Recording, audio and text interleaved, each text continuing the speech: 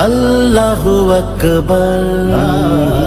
সম্পদ কিভাবে উপার্জন করছি এবং কিভাবে কোন রাস্তায় খরচ করছি, সময় তো বাইরে লাস্টের সেটি হচ্ছে নিয়ামতের প্রকৃত শুকরগুজারি হবার জন্য আল্লাহর প্রতিটি বিধিবিধান ব্যক্তিগত, পারিবারিক, সামাজিক ও রাষ্ট্রীয়ভাবে মানার জন্য আল্লাহর এই জমিনে আল্লাহর দিন প্রতিষ্ঠার আন্দোলনে শরীক থাকতে হবে।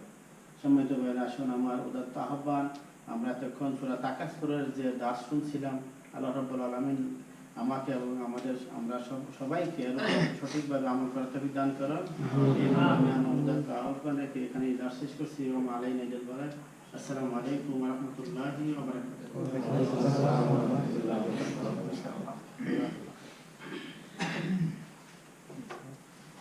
আলহামদুলিল্লাহ, আমাদের সাথে এতক্ষণ যাবত আমাদের সাথে একটা দায়িত্বশীল